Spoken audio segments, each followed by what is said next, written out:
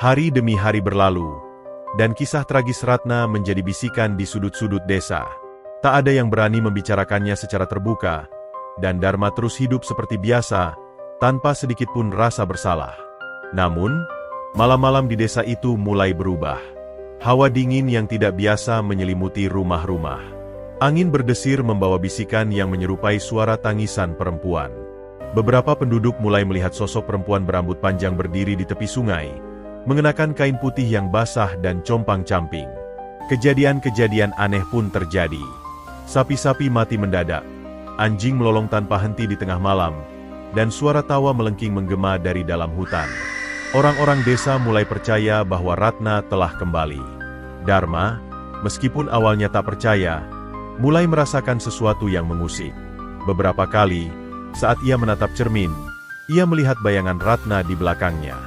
Malam-malamnya dipenuhi mimpi buruk, di mana ia melihat Ratna dengan mata penuh kebencian, memanggil namanya dengan suara serak.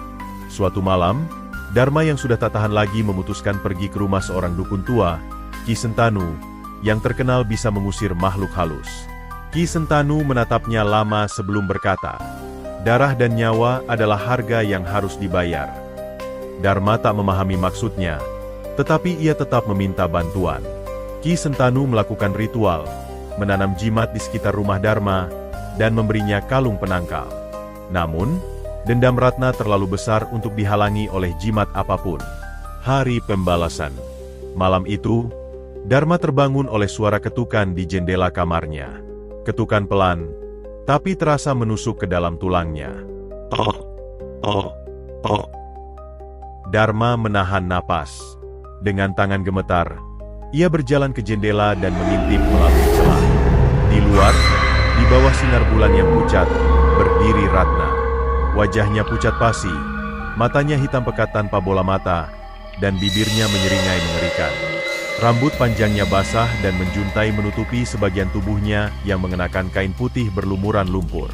Dharma jatuh terduduk, napasnya tersengal. Ketakutan yang luar biasa menyelimutinya. Tiba-tiba, lilin di kamarnya padam, dan suara tawa nyaring menggema di sekelilingnya. Ketika Dharma berbalik, Ratna sudah ada di dalam kamar. Ia melangkah maju, mendekati Dharma yang merangkak mundur dengan wajah penuh ketakutan. Ratna mengangkat tangannya. Jari-jarinya yang panjang dan hitam mencengkeram leher Dharma. "Kau mengambil hidupku, Dharma. Sekarang, aku mengambil hidupmu." Dharma berteriak, tetapi suara itu tersedak di tenggorokannya. Udara di sekelilingnya menghilang, dan rasa sakit menjalar dari tengkuk ke dadanya. Matanya melotot, tubuhnya kejang-kejang, sebelum akhirnya suara terakhir yang terdengar darinya adalah desahan maut. Saat fajar menyingsing, penduduk desa menemukan Dharma tergeletak di kamarnya.